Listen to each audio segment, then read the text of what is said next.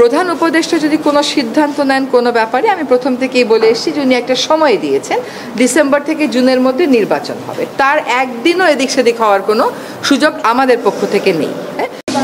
আমি বিষয়টা এভাবে বলি যে কালকে আমাদের মিটিংয়ের পরে অনেকক্ষণ আমরা আলোচনা করেছি, কারণ আসলে আমরা দায়িত্ব নেওয়ার পর থেকেই আমাদের তিনটা মোটা দাগের দায়িত্ব, এবং তিনটাই কঠিন কঠিন দায়িত্ব।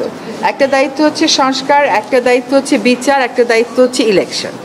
শুধুমাত্র ইলেকশন করবার জন্য তো আমরা দায়িত্বটা নিইনি, যেটা আরও দুটো দায়িত্ব আছে, আমরা সেগুলো আসলে পালন করতে পারছি কিনা। কারণ আমরা দায়িত্ব নেওয়ার পর থেকে যার যত রকম দাবি আছে সব দাবি নিয়ে তারা রাস্তায় বসে যাচ্ছে, রাস্তা আটকে দিচ্ছে, একদম ঢাকা শহর অচল হয়ে পড়ছে। সেই অচল অবস্থা নিরসনে আমরা কিছু করতে পারছি কিনা, তো এইগুলো আলোচনা করে যেটা আমরা চিন্তা করলাম যে আমাদের এই দায়িত্বটা কিন্তু জাতীয় দায়িত্ব, এবং আমরা তো আগে থেকেই বলছি যে আমরা ক্ষমতা নেইনি, দায়িত্বে আছি। এই দায়িত্বটা পালন করা তখনই আমাদের পক্ষে সম্ভব হবে যখন আমরা সকলের সহযোগিতা পাবো।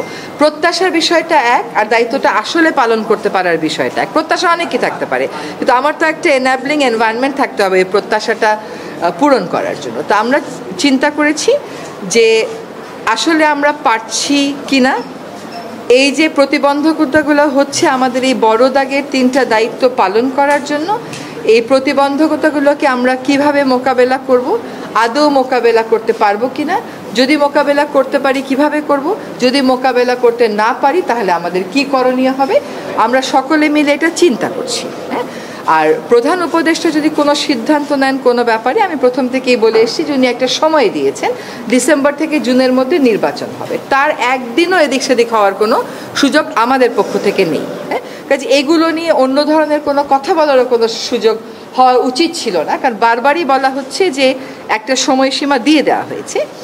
এখন কিছু কিছু গুরু দায়িত্ব তো আছে, সেগুলো পালনের সাথেও তো মাসের একটা সম্পর্ক থাকতে পারে। তো উনার যদি কোনো কিছু বলার থাকে, আমি নির্বাচনের প্রশ্নেও বলেছি, দায়িত্ব পালনের প্রশ্নেও বলেছি, ওটা আপনারা ওনার থেকেই শুনবেন। না, চাপ মানে কি, ধরেন প্রত্যাশার একটা কোনো চাপ হচ্ছে যে আমরা পারফর্ম করতে পারছি কিনা, আমাদের বিবেচনায় বিবেকে ওইটাই একমাত্র চাপ। এর বাইরে আর কোনো চাপের জন্য, ধর আপনি এখন এক জায়গা থেকে আরেক জায়গায় মিটিংয়ে যাবেন, সচিবালয় থেকে যমুনা মিটিংয়ে যাবেন, যেতে পারবেন না, রাস্তা বন্ধ। কেন রাস্তা বন্ধ? সেটা তো আসলে অনেক সমস্যা এরকম আছে যেটা আলাপ আলোচনা করলেই হয়তো করা যায়।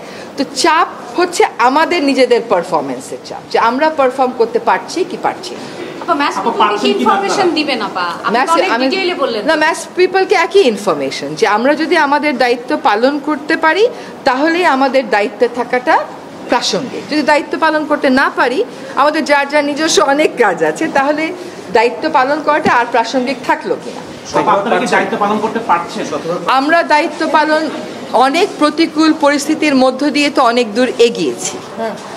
আমরা রিফর্ম কমিশনগুলো তাদের রিপোর্ট দিয়েছে, সেই রিপোর্টের উপরে রাজনৈতিক ঐক্য করার প্রক্রিয়াটা শুরু হয়েছে, সকল রাজনৈতিক দল সেখানে পার্টিসিপেট করছে। এটা কি পারা না? এটা তো পারা। আমরা একটা নির্বাচনের সময়সীমা বলে দিয়েছি যে ডিসেম্বর থেকে জুনের মধ্যে অবশ্যই হবে, সেটাও একটা পারা। আরেকটা হচ্ছে বিচার, ট্রাইব্যুনাল একটা ছিল, এখন দুইটা হয়েছে, আগামীকাল থেকে ট্রায়ালের আনুষ্ঠানিক পর্যায়ে শুরু হবে, কিন্তু জিনিসগুলো স্মুথ যেতে হবে, এইগুলোতে যাতে কোনো রকমের প্রতিবন্ধকতা না আসে, সেটা প্রথম থেকেই আমাদের একটা আহ্বান ছিল। এখন এই কাজগুলো আমরা সঠিক প্রক্রিয়াতে শেষ করতে চাই সকলের সহযোগিতায়। Thank you.